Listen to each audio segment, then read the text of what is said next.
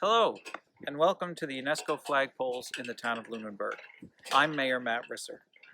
We're here today to raise the Pan-African flag in honor of African Heritage Month in the Province of Nova Scotia, and here in Lunenburg during the month of February. I'm joined by Councillor Melissa Duggan, the chair of our Anti-Racism Special Committee, as well as Councillors Stephen Ernst and Ed Halverson. Representing BIPOC South Shore, I welcome Jessika Hepburn, an advisor to our committee, with Lauryn Guest. Jessika and Lauryn have lived experience of racism in Lunenburg and on the South Shore, and are organizers of the BIPOC South Shore Youth Café.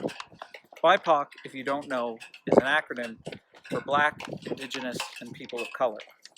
And finally, we are delighted to have Tracey Mulder, the Regional Coordinator of African Canadian Education Services from the South Shore Regional Centre for Education, and students from Bluenose Academy here with us. Thank you for joining us for our first Pan-African flag raising here in Lunenburg. African Heritage Month is a time to recognize that, contrary to many people's knowledge, there was indeed slavery in Canada for 200 years prior to the 1834 abolishment of slavery throughout the British Empire. The Underground Railroad we know about was a 30-year period between then and when slavery was finally banned in the United States in 1865. Here in Lunenburg, there are well-documented stories of two enslaved women in the 1780s. One known only as Sylvia and Lydia Jackson. Sylvia played an important role in Lunenburg's resistance when the town was attacked in 1782 by 5 ships of American privateers. She served the family of Colonel John Creighton, and she carried and loaded ammunition at the blockhouse to help defend the town, sheltered Creighton's son, and hid the family valuables under her skirts from a band of privateers before lowering them down a well for safekeeping. She was not recognized for her bravery and lies in an unmarked grave at the old burying ground in Halifax. Lydia Jackson's story, taking place about the same time, is even more sobering. She was a free black loyalist settler in 1783 who was abandoned by her husband while pregnant. She was tricked into signing an agreement for a term of indenture and sold to Dr. John David Bowman of Lunenburg. Bowman, his wife, and servants abused Lydia severely.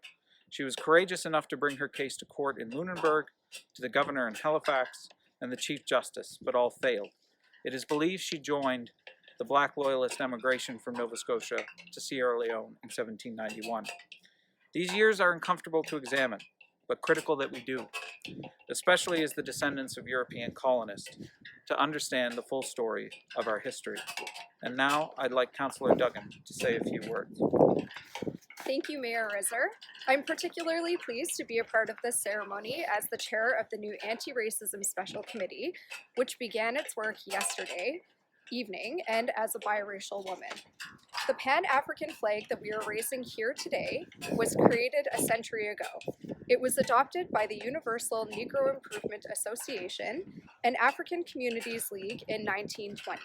It features 3 equal horizontal stripes: red, the blood that unites all people of Black African ancestry and shed for liberation; black, for Black people whose existence as a nation, though not a nation state, is affirmed by the existence of the flag; and green, the abundant natural wealth of Africa.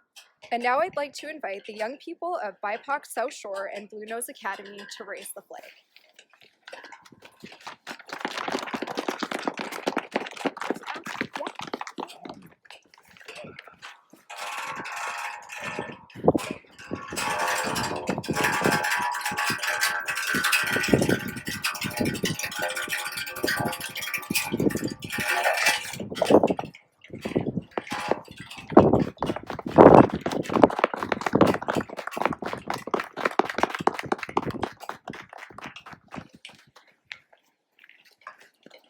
Thank you again to the students of Bluenose Academy and the representatives from South Shore BIPOC, and thank you, our viewers, for watching. Have a good afternoon.